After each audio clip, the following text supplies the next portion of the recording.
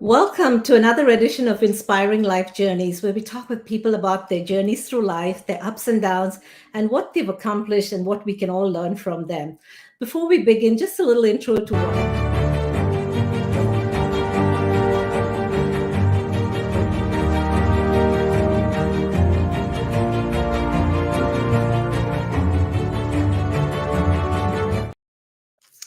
Okay, it looks like I'm having a little bit of a problem with the introduction, but let's go ahead.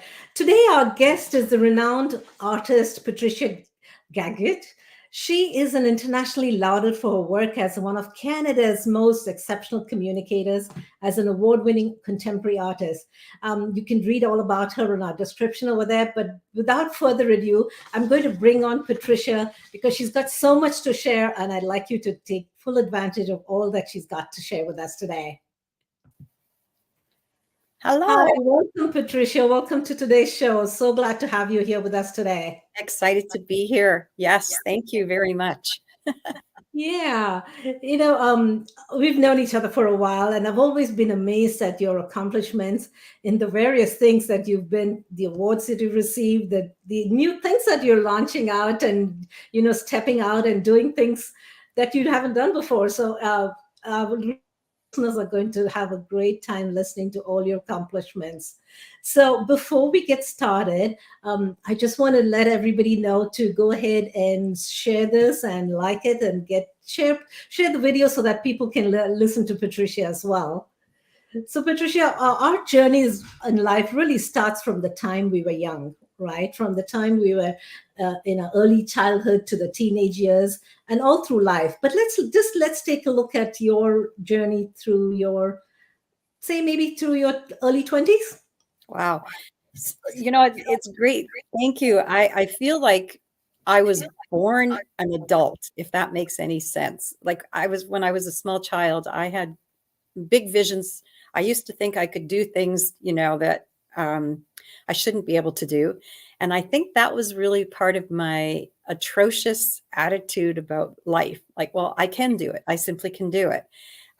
My father and my mom, so they got married really, really young. Like my mother was like 16 years old. My dad was 10 years older. So a little bit of a gap, but they were very, very interested in making sure that my sister and I would see the world and be able to have these experiences. Now, he was an accountant and actually worked for a hotel chain that required us to live in various places. So I was born in Montreal. We moved to Toronto. From Toronto, we moved to Omaha, Nebraska. So I did start of some of my schooling in Omaha, Nebraska. And then went to London, Ontario, also came back to Hamilton, Ontario. But my parents made sure that for all the holidays and anytime there was a reason to jump in our Rambler, we would get in the car and he would just drive and we'd land in South Dakota, Mount Rushmore, North Dakota, Minot, North Dakota. Like we just went places and I felt the urge at all times, to make sure that I continued that. So, but I always was an artist. I was drawing I know Elizabethan ball gowns when I was like 3 and 4 years old. I could not stop this vision of these very exotic dresses. And so I think that was the start. Reading comic books. I was super addicted to, every comic book there was. And then when you realize that, life is starting to take hold and you're in high school and, a few bumps in the road there, just a few bumps, lost some very important people in my life. And at the same time, I was super into sports. So I was a gymnast. I played tennis. I played racquetball. I was a golfer. All of those things just kept me thriving. So the spirit of, challenge was there. So before my early 20s, I had the vision of, in addition to being an artist, having a real job. So I got a job at a bank and I was a bank teller. And that just didn't seem to fit because I wanted to sit in that Oval Office. I wanted to be the bank manager. And that's where I took my crazy journey, riding up the ivory tower. And I became a bank manager when I was 25 years old. And then I had 92 employees, one of the third largest branches in Canada. I really saw women going back, to the 70s, which was where I landed in my 20s, that I could do it. And there were many, many men who were supportive. I had a lot of mentors and role models. Not that many women, but again, it was the time when women were starting to, look for their new jobs and to be able to walk into an arena of discomfort. So that kind of took me there. And I think the post area for me was, I also had an accident. I was actually in Saskatchewan. I got on this horse. This is back when I was about 22, and the horse got spooked, and went onto the Trans-Canada Highway, and I ended up having to make a decision. I was either going to be thrown in front of this transport truck that was coming towards us, and the horse was really out of control, like racing at 35 miles an hour. So I slid off the back of the horse onto the highway, and I pretty much believe I died because I was unconscious, and I had a period of time where I started to come back to life. And right after that, I think my understanding of mortality and immortality became a reality. But it was a very, very significant impact on my life. Yeah. That must have been a really scary situation to, and be able to think to what to do, and, being able to take that courage to slide off that horse really saved your life, I believe, right? Well, it saved my life, took my life. I really do believe that, when I started to come back, I was drowning. And yet then all of a sudden I had complete recollection. I knew what had happened. I knew I had no memory loss. There was no impact for me. I broke my nose. That was pretty much the only thing. My body was completely bruised. But here's the thing, I was a gymnast. So maybe my body was, used to being in some kind of a contortion, and I must have rolled well enough that, I didn't break any other bones. So one of the little tricks of the world, be a gymnast. Yeah. Yeah, just listening to your stories, even when you were growing up, I love that you remember all those road trips that you took to all the different places, and you have such great memories, because I think a lot of people have those memories of, especially in those days. Even when my kids were growing up, we would take them on road trips, and they still remember those, right? So those are precious memories that your parents have given you.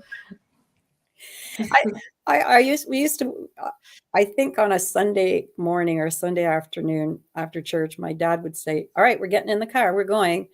And if it was in the fall, he would just take us for hours and hours into these forests where we would find every conceivable leaf. We had to name them. We had to bring them home. We had to put them in wax paper. We had to steam them, iron them, and have our little collection. He was a very gentle, I would say he was sort of a semi-eccentric man. He was, my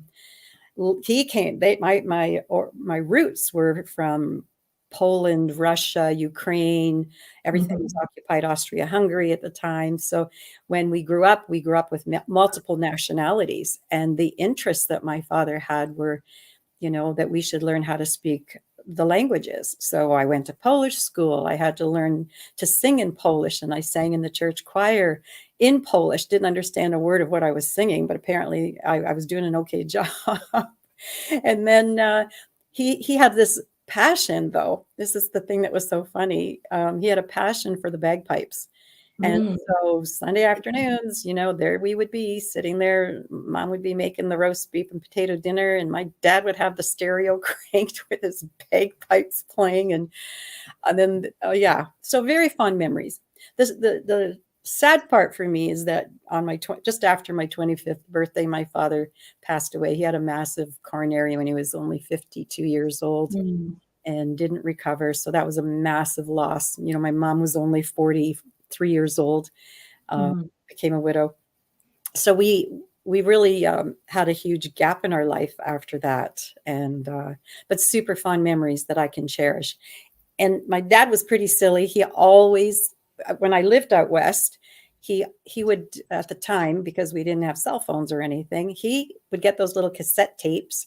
He would then, he and my mom would do a whole series of something called station, CASE, radio stations. And that was, my dad was this broadcaster guy. And it was Joe McSeminik, and they would video the weather, the news, tell me all the stuff that's going on, as if this was a radio station. And I guess maybe about 10 years ago, I found the bag. There's probably 50 or 60 recordings of my mom and dad. I would send them every week, you know, because talking on the phone was expensive then, you know, long distance, right? So the tapes were the way that I got the news. And so I cherish. I was just going to ask you, do you have that with you, or, you know, have any memories? So that's a beautiful memento that you have of your life growing up there that I'm sure you can preserve for years and years. So that's awesome. But just listening to your story, even from as a child, how you partook in a lot of activities and stuff, and then you stepped out into the banking world, in a world where it wasn't very common to have women in the thing, and rose up to that, just shows that you're a go-getter. I think that's what I see you as, really a go-getter here. A little feisty. Yeah, that's great. So did your passion for the art, I know you had it did it continue throughout the years? And what was it like? When did you really step into more of the artist in you and be doing more of that? I love to draw. So having pen and ink for me, doing pointillism drawings was the easiest thing. I didn't really get into painting until actually I was in my I would say my mid 30s. And early to mid 30s, I started painting, and that became an obsession. I truly, and I wanted to do everything with oil paint. I didn't know what I was doing at all. So, you know, we were just at the point where we were starting to, you know, have search engines that you could, you know, find information, bought books. And, you know, I went to McMaster University. I took some courses, the Dundas Valley School of Art. But my really super unbelievable moment in life came when my husband kept saying he wanted to go to Paris. He wanted to go to France. And in the Globe and Mail, the Toronto Globe and Mail newspaper, there was every single weekend an ad for this sunflower apartment in La Bigoude in France. And I think he had cut them out every single week, and there had to be 300 of them sitting by our phone. And I was in Toronto. I was now with the Meg Gallery in Toronto on Morrow Avenue. And I came home and he said, well, we're going to France. I've done it. And this man's going to phone you, and you're going to go to Toronto, and you're going to go and talk to him and get all the information about this place. And I'm like, okay. So I did end up going to visit Mr. Waney, and he took me through his home. He had a 3-story, beautiful, incredible home. And I'm looking at the artwork, and he said, oh, you're an artist too. And I said, yes. And he said, well, would you like to see all the work? I said, let's go. So we're walking through his house. We get up to the 3rd floor, and I'm looking, I mean, I'm serious. This man has like an art gallery in his home.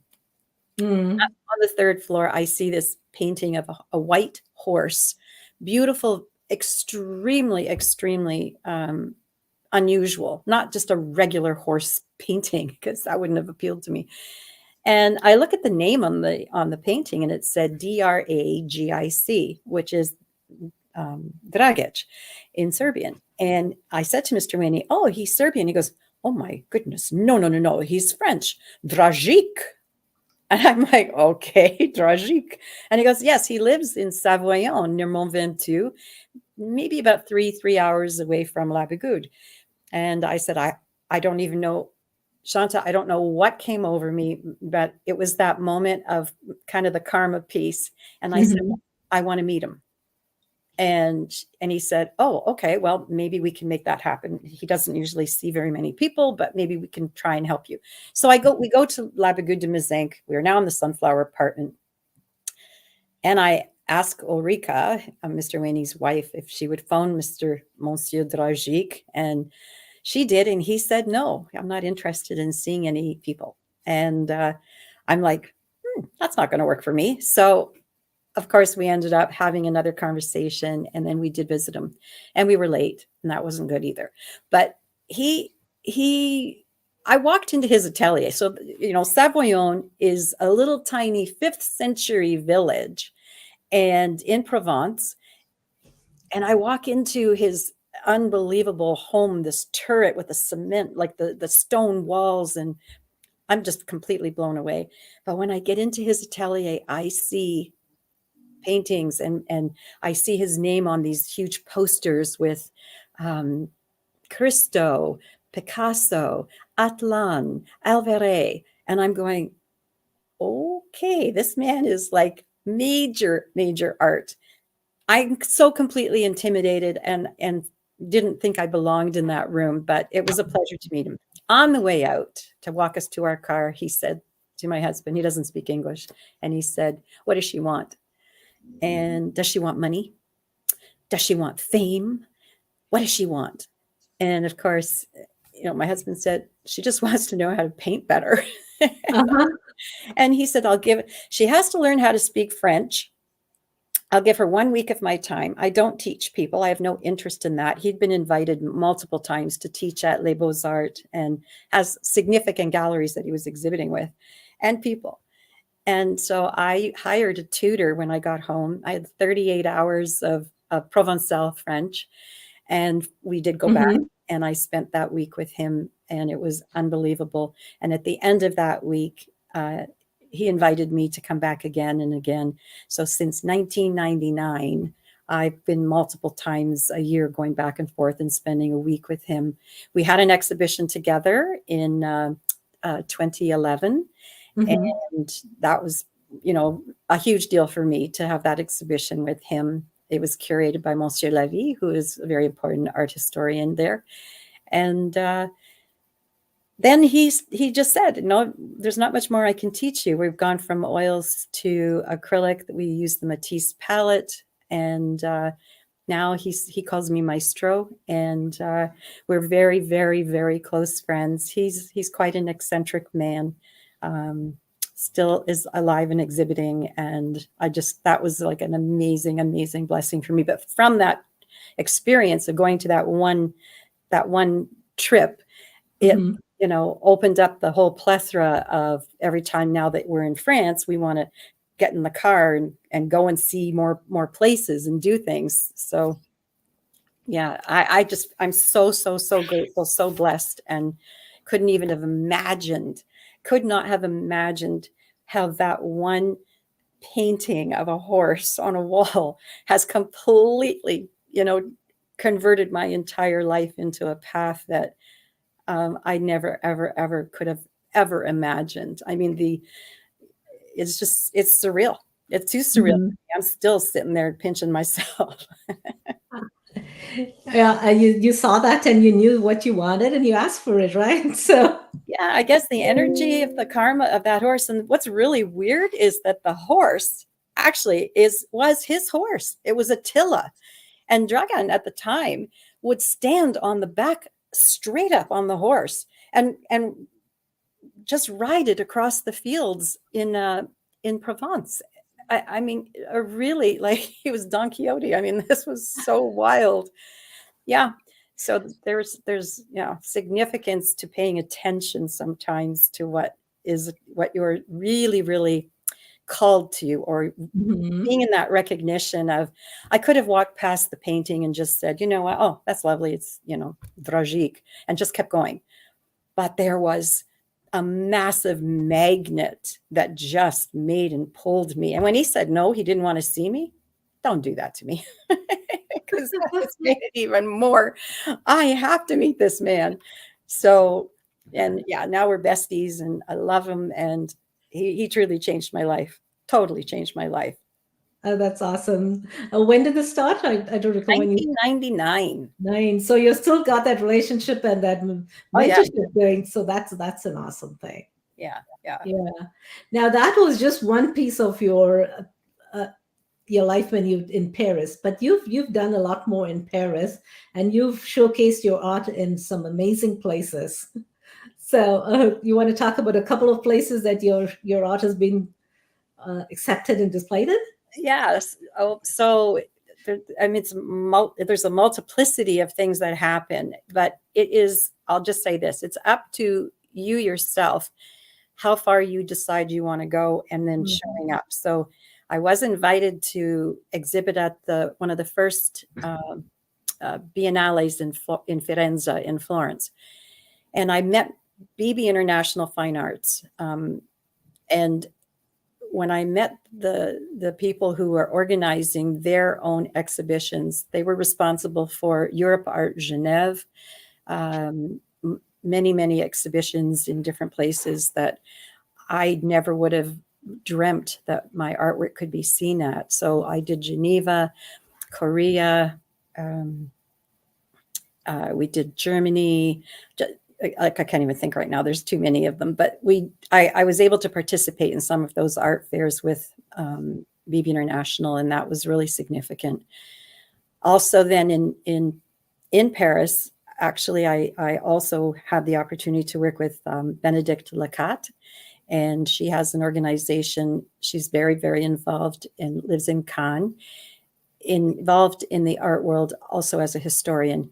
And she had invited to take my work on to various art fairs. So we did Monaco, Monte Carlo.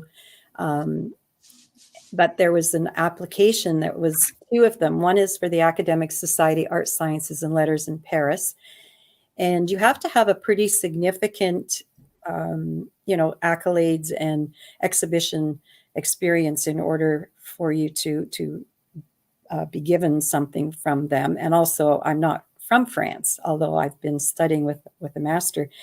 And I was the recipient of the silver medal and the pewter medal, two medals at the Academic Society. So I'm now waiting this year, hopefully, for another recognition in October. But Benedict also took my photography. So in addition to doing painting, I also love photography, and she took one of my pieces to the SNBA, the Salon National Beaux-Arts, which is held, it's now in its 166th year, I think, in Paris, at the Louvre, in the Carousel du Louvre. And there's just like, this is like way over the top in the art world.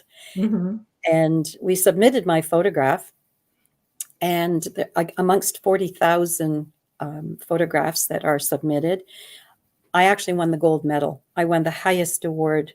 That this was, I think, in 2018, 2019. So that was another one of those moments where pinch me again. Did this just really happen? So first female, first Canadian female to ever have received that award. Now, the photography component, I don't think has been more than 25 years. Previously, it was always sculpture, paintings, but not anything. So this was a really relatively new category, but nonetheless, an achievement that I really cherish. Mhm. Yeah. So Yeah, that's great too. What an honor to be the first of so many different things, right? The first one to be able to have your displayed there, and the first female from Canada. That's such an accomplishment. yeah. But lately, you've also had something done at the Vatican. So that was an amazing thing that happened for you. Yeah. So those were the three Black Madonnas, and they were drawings that I did them in 2007, I think, 2006, 2007, while I was in St. Martin on a holiday. And again, get a pen in my hand. I can't stop. I had memorized the first 300 numbers of the golden mean. So pi 5 plus 1 and pi 5 minus 1. So 1.6180339887498948840, and it goes on and on. So I love that so much that I started to draw the numbers in these patterns that became very angelic, entities. And I did the 3 of them. And when I got back, a friend of mine, Nadine Lucky, said to me, these are so beautiful. They're so spiritual and sacred. They should be in the Vatican. And she was very good friends with somebody who was actually involved with Pope John Paul. And they agreed. And so they came from Rome. They were in Toronto. There was a dinner organized. They had a representative of the Pope there. And I presented the 3 images, and they were framed and whatnot, and they took them back to the Vatican. And so they are part of the archives of the Vatican Art Museum. And so that's where they are forever. I've seen those 3 prints that you've done, and those are so intricate and so amazing. And it must have taken you a while to do those, but they are so beautiful. So can people find that on your website or likes of it? I think so. My website actually is just completely being revamped because I've not paid attention to it. When you do other things, there are so many things in social media, and just and I run solo. It's like you're doing this all by yourself. So having the time to update and upgrade everything can take a bit. So soon it will be. Yeah, no, those are, and what an honor to have that. Then how many can say that you've had your art in the archives of the Vatican? It's such an honor there. Yeah, thank you. Yeah. So Patricia, in addition to excuse me, the art of creativity, you're also a percussionist. Tell me how you got into that, because that wasn't until your later years. Yes. There I'm we a go. drummer girl. Uh-huh. I've loved music forever. I've had I played guitar, I think, early 70s, always, messing around with music, a super crazy music obsessed person. Have a piano, don't play it very well, embarrassing probably. But I always loved drumming. I could sit and tap everything I listened to, I always heard the drum beat first. And then I was really lucky to reconnect with a friend who I'd known since I was 12 years old, actually, who is a professional drummer, percussionist, and artist. And in that conversation said to me, why don't you just sit down behind a drum kit and see what it feels like? I'd never done that. And my cousin Paul is actually a professional drummer. That's his only job ever, more or less ever, has a band, Trick Bag. And I'd never even considered doing that. So I did. I actually sat behind a drum kit, and I can't even explain to you what happened, but all the synapses just seemed to come together, and I could follow, the basic. And then I decided that's what I needed to do, is to actually own a drum kit. And that's an addiction. Shanta, there is no question. And if Ryan Duswalt is ever going to hear this, he's going to say, yep, 100% it is. So then I decided that I just needed a little bit more equipment. So I've been buying all kinds of different, pieces, crashes, and I won't think at this point in time that with my age that I'll ever be in a band. But I can definitely say that I have a massive appreciation for that. And it's just something that changes your thinking pattern about everything, because you have to, there's a mathematics involved in drumming. And you also have to separate your hands and your feet, because they're all doing something different at the same time. So once you kind of can get into that rhythm, then there's comfort. And I'm a maniac. I'm a total maniac. Yeah. So do you get to work on it kind of every day, or how are you doing this now?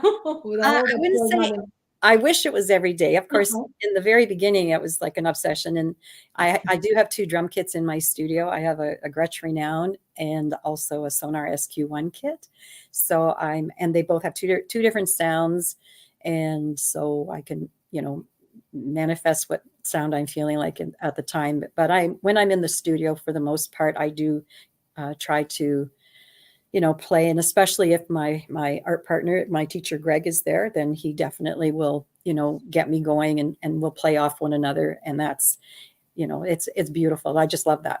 Yeah. I could be here forever. Mhm. That could be the only thing I ever want to do. It's truly the only thing. I could give up painting just so I could drum.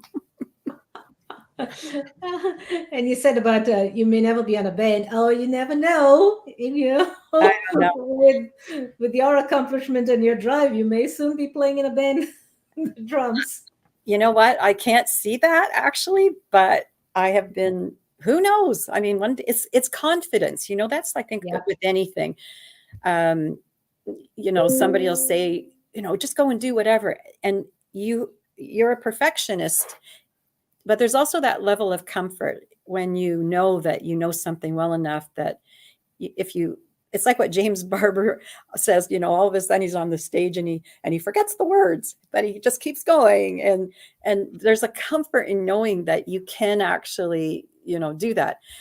I'm still at the stage, I think, that if I was in a band and I started doing something wrong, the drummer actually carries the entire movement of the sound. Like, everybody's listening for what the drummer's doing.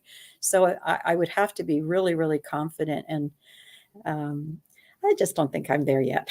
I'm having too much fun. Yeah. Yeah. As they say, keep your day job. Right. Right. Yeah. So you're also an author, and one of the books that you've written was on, what was the title of that? So, and again, this is something I had never ever expected that I would do, but being part of Craig Duswalt's Rockstar Marketing original group, going back like 12, 13 years ago, was a pivotal time, because he had come up with this write a book in 30 days, and he put a challenge out to many people. And I decided that I was going to try and do it, not because I've had so many unusual things happen, and not all of them are really good. Not getting into it right now, but there were a lot of moments in my life which were pretty terrorizing, I would say. And I thought, if I could write a book that would help people to hear the message differently. So the book is called Karmic Alibi: Gaining Expedient Wisdom by Leaving Your Excuses Behind. So I thought, if people read my story and they look at me and think, oh my God, she went through that and she doesn't have PTSD, and or maybe I do and I don't know it. Either that, or I'm super schizophrenic and just have multiple personalities. Not quite. But the book it's a nonfiction narrative, and I won a few awards with it. Didn't really push the book, but being in that capacity, I wrote a second book called Karma in Cash, which is going to be rewritten. And now I'm working on several other books: The Black Snowflake, another book called Thirsters and Quenchers, and How to Be Human Today. And that's a collaboration that I'm doing. So yeah, I love writing, for sure. Wow, that's great. So, it looks like you've got a few books ongoing, and I didn't realize that you had some more coming up. So that's awesome that we can look forward to that. Thank you. Yeah. Switching gears now to your work, because you're a Rotarian and ambassador for the People's Improvement Organization of Cambodia. Yes. I was so intrigued when I first heard your story about how you got involved in Cambodia and your work that you've done. I'm sure our listeners would love to hear your journey, right from your inception to that thought of wanting to go to Cambodia, and what it is right now. I had, when I worked for the bank, there was a young girl, this again in the early 70s, a young girl was hired, and she came from Cambodia. And there was something special about her, and I couldn't put my finger on it, but she was very quiet, oftentimes quite sad, but she was just so brilliant. And I really liked her. I found out that she literally had her entire family had been murdered by Pol Pot, the Khmer Rouge, during the time of the regime. And she escaped, and she was able to get into Canada and live with a family. So that was my first feelings. And then you never saw that much about what was going on. And anything that you did see, I mean, the whole genocide was so horrific. That stayed with me. Fast forward to 2006, a friend of mine, Kathy, who had been writing a book called Markawasi, the Stone Forest of Peru, decided she was going to have her book printed in Thailand because it would have been less expensive, and all the things that she was doing, it just led her there. And in our conversation together, I said, well, if you're going to be in Thailand, you should go to Cambodia, to Angkor Wat. It's one of the wonders of the world to me. It would be amazing. And she said, I'll think about it. Well, she decided that she was close enough. It's only a small flight.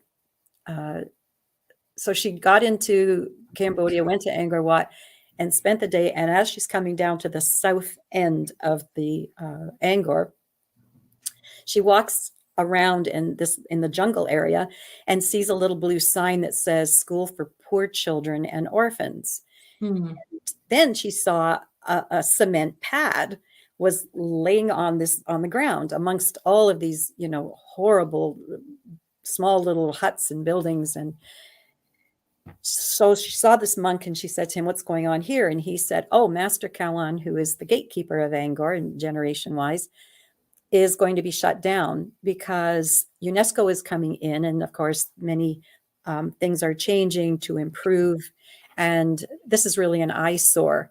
So we don't know what to do, except that because the books and folklore, the Buddhist folklore, the Cambodian folklore, and the Buddhist teachings were all going to be destroyed, the monks at the time actually wrote them on these wreaths, and then they buried them in the stupas underground.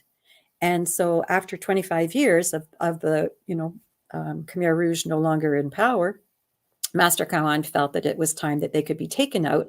And if he built a library, he could have them in the library so that it would be beautiful and he wouldn't be shut down or sent himself to Phnom Penh. And Kathy said, well, how much money do you need? And he said, $5,000. And so she got her cell phone out and she called me and she said, Patricia, I need $5,000. And I said, oh my God, were you robbed? She goes, no, you're building a library. So that's how it happened. And then and then we just kept helping. 2007, I had an opportunity to go on a trip all the way from Beijing, all the way down before the Olympics to Shanghai.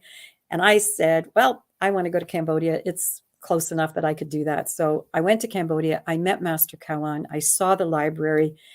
I was just in complete overwhelm because I saw what needed to be done. And that's where it triggered me into asking Master Kawan if he could make a list of what they needed. And they needed showers. They had no washrooms. They had no places to sleep. They were living on these huts with these roofs, so we started. So in 2008, 9, 10, 11, 12, we just kept fixing and fixing and fixing. And I had a few friends that supported me along the way. So we were able to get things done. We built a school for the nuns and the monks. And then for the very, very first time after, over 25 years, all of the nuns and the monks from Vietnam, as well as from Cambodia, all came to Angkor and they held a ceremony. And the ceremony lasted for 3 days. And I purchased all the material so that they would all wear white robes and new robes. And there were over 300 that came, and they lit candles and they really chanted and prayed for the spilled blood to be healed for the country. And it was all videoed. And I think that was, if you think about life-changing moments where you can make a decision to do something that could really help heal people, that was big for me. And then after that, I've gone a few times back and forth, but we also then progressed into a place called Buang Miala, and we built an innovation house there. This was a landmine locked little region. And once the landmines had all been cleared, they found 50 families. The children had not ever seen a book or a pencil or pen. So we started that with a small library. And then from there, Tani Pyung, who is my contact in Cambodia since 2006. He started a small school in Village Rameus, which we are still operating. We have every day about 50 children that show up, and we have a computer lab. It's fabulous, and we just try and teach them all the things, teach them how to speak Chinese. We teach them English, banking skills. We did a fashion show, just things that are extraordinary that will give them an opportunity to, see the world a little bit differently through different eyes. And then there's the Reflections Initiative, which is also in Nicaragua. My friend Jane had started that with her brother Jeff, and we have girls soccer teams, and that's also been life-changing for them. What a great way to give back and help the people there. Yeah. And you've been doing this for such a long time that you were knighted as the Dame of International Order of St. George Grand Prior. Yes. Yeah. For all your work. And thank you, Patricia. Thank you for doing that. And thank you for continuing to do that. If people need to reach out to you, they can do so and see how they can help in their own way through you to that work that you're doing there. So thank you for that. Thank you. One of the things we got to talk about in your art world is your recent, very, very recent award that you got. Oh, yeah.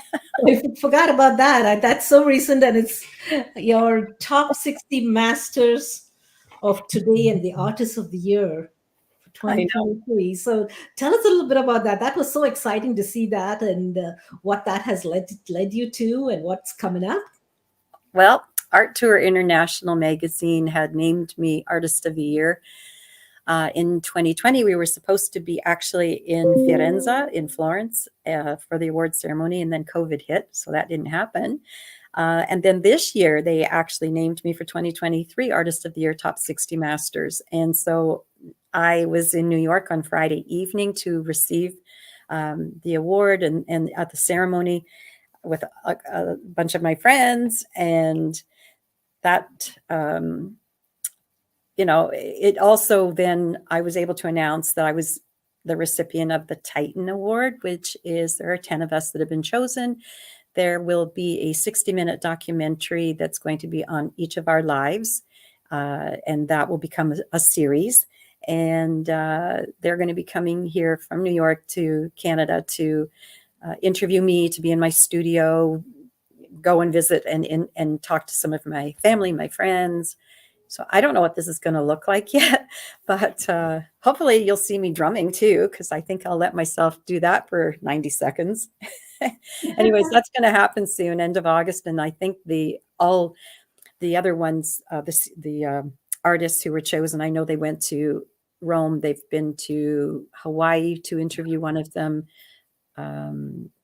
I can't even remember where the other ones are all from, but they, will be, I think, launching it hopefully and edited and completed through Apple TV in October, sometime in October. Yeah. Congratulations on your newest award. And it's been such a pleasure watching you, your day there that you've posted and shared with us on social media. Yeah. And wish you all the best in the upcoming of the documentary, and can't wait to really see that. Thank you. Come to life and hear all about it. So congratulations on that. Thank you, Shanta. Yeah. You are also a speaker. I can't not mention that. So you're a speaker, and you've spoken on places like the Harvard Club, Carnegie Hall, and NASDAQ. And people can hire you for speaking engagements, right? So tell us a little bit about what your speaking topics are about, or if you'd like to share anything about your speaker world. It's I had to really refine what it is that, I could share that would be meaningful to people, because there's so many, little directions. But I believe I created something called the Karmic Art Experience. So maybe a decade ago, I went to the University of Toronto and I did 2 3-year programs, Applied Mindfulness and Transformative Mindfulness. I've also been a practitioner studying the FPMT program, the Foundation for the Preservation of the Mahayana Tradition. So spirituality has always been extremely important to me, to purification of being on this path as a human being. And how do you give back? Like you can't just walk into a room and, put your hand up and say, I'm healing you. It just doesn't work like that. Oh, it can maybe, but not in my case. So I put together something called the Karmic Art Experience, where I would involve people using painting. So I don't want you to even know how to paint, because that's not the objective, but we use that as the tool. And you're given some paint. I take you through some meditations, some stories. I also do some suggestive, so that we create an experience that allows you to be so involved that you are listening to music. You're actually capturing your own thoughts. At the same time, you're truly getting to the essence of what it is that has been your obstacle, if there is an obstacle. And depending on the group, I've done this with the Canadian Olympic female hockey team. I've done the organization with a group of lawyers, multiple people who have been suffering from PTSD, and the challenge of getting them to understand it's tabula rasa. I try to bring you to a place where you don't know anything, you don't have a mind, and then I help you create and strengthen the synapses that can give you the comfort that you need by using it. And at the end, you have a painting, which is a representative of what it is that you've needed to feel or experience. So that. If I'm going to do, a talk, I will talk about complex simplicity, the healing nature of our own ability to heal within ourselves, the disciplines that are required, because life really is having discipline. We have to be good at what we do, so we need to practice, and even compassion and kindness is a practice. You have to do it over and over and over. And if you think you've done enough, you haven't done enough. So that's become part of this conversation that I like to have. That's awesome. That's really good. Life is a journey just like travel. And I like to weave a little bit of travel in it. You've traveled all over the world in various places at various times. Other than Cambodia, I know Cambodia is near and dear to your heart, but other than Cambodia, what are the couple of places that you visited that you've just loved, and why? Yeah, so I'm also on the board of the Sir Edmund Hillary Foundation, and had an opportunity to go to Nepal. And the school, we have a school and a hospital there in the Solo Khumbu Valley. But I went to Kathmandu and then a few other places. But from that trip, I also had the opportunity to be with Lama Glen Mullen. And Lama Glen Mullen is the world's leading Tibetologist. He's written over 37 books translated. And our small group went to Tibet with him. That was beyond a life-changing experience. It was just under a month that we were gone. We went daily into many, many different caves. We went into the Chimpuk Mountains and areas where you're actually fighting nature. The elevation again is something that you have to acclimate to, and it was very, very challenging. But I have to say, I would go back if I could go back in a heartbeat. Tibet was such an unusual landscape, clear, pure air, energy, and just a sacred event of realizations. So standing, at the highest elevation that I could handle without an oxygen, mask, I think it clears your head, it clears your brain, but you come back feeling that the world is really there for you to experience. So, those were two of my auspicious places. Yeah. And what a great way to say that must have been in less than a few weeks there, and seeing the place with the Tibetologist, what must have been just an amazing experience. I just can't imagine how wonderful it must have been. He speaks, I think, if I could say he speaks 30 dialects and 30 languages, it's true. So, and he's so well known that when you would be with him, he has he wears, the robe and a long white hair. And everywhere, everyone knew who he was, and he could communicate in their dialect. A genius, he's just simply a genius. And so if I went again, I'd have to go be safe, because at the same time, there are obstacles. Of course, being in some of these areas and being with somebody who you trust and knows the lay of the land is really, really important. Yeah. It is. Yeah. On the flip side, what are the couple of places that you have not been to, and where would you like to go and why? Yeah, so there's quite a few, but I think I went to Iceland for a short visit, and that was another one of those I have to go back and really change the thinking pattern for myself there. I loved it. I did go to Bhutan. I would go back to Bhutan for sure. And I think Ireland, Scotland, I have a massive calling to be there. And I've, never been to either of those two countries, which is kind of a shock because multiple times I've been, across the pond, and that just didn't happen. So those are definitely on the list. Yeah, those are beautiful countries. And it's just a hop, skip, and a jump for you from where you are, right? Right. Yeah, that's great. Yeah, Patricia, before we wrap it up, couple of things.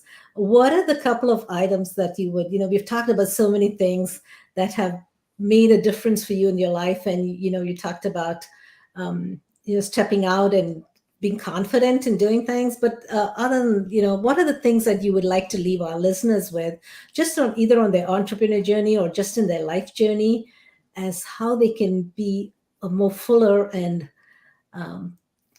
accomplished person?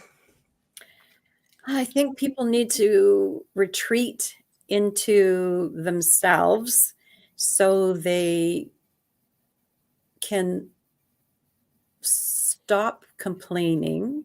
I think that's I think complaining is, and this is something that, this word came, well, there's two parts to this actually. So complaining, only rather than looking for solutions. I think if I had to take every single thing that happened to me and I wasn't able, to get beyond it, I would just be complaining all the time. But so that's a different perspective. But also, as Glenn Morshower has said, people have chronic opinionitis, and it's true. Like we all think that we're right, or our opinions really truly are the only one, or we want to defend them so profusely that we'll get ourselves into trouble doing it. So I think it's step back, be a listener. Everyone's entitled to their good opinion, their highest and best, and don't allow it to make such an impact on you that it alters the decisions that you feel inherently you need to make. Because if I had have listened to people tell me, no, you could never do this, no, you could never do that, this will never happen, from your mouth to God's ears, I'd be like, okay, God was listening. I'm sorry. If there is anything I can say to people, it's listen to your own heart, your adamantine particle. Listen to yourself and value what you feel, because you really are feeling yourself, and that makes a difference. Great thoughts. Just listening. I think we've been given that to listen more, and we are so prone to, like you said, you're opinionated, right? Give our opinion before really listening. So great thoughts to leave us with, Patricia. So if people need to get in touch with you, they can reach you at your website there. Yeah. So reach out to Patricia, check out her artwork, follow her on social media. And, she's such an amazing, as you've heard, she's got so many life journeys that she's shared with us, and how she's overcome those, as well as step and taken action to reach her where she is today. So thank you, Patricia. Thank you for joining us. And I hope we'll get you back here again sometime soon to see where the documentary has led you to and what you've what you accomplished in the next few years, we'll definitely get you back on the show sometime. All righty. Thank you so much, Shanta. It's been a privilege and a pleasure. Thanks, everyone. So thank you for joining us today. And I'd love to, if you could just go ahead and share, like, and comment, and really share the Patricia's website and go and check her out and reach out to her and check her artwork. She's such an accomplished artist, and I'd love for you to take a look at what she's doing in her world today. So thank you for joining, and until next time, we'll see you.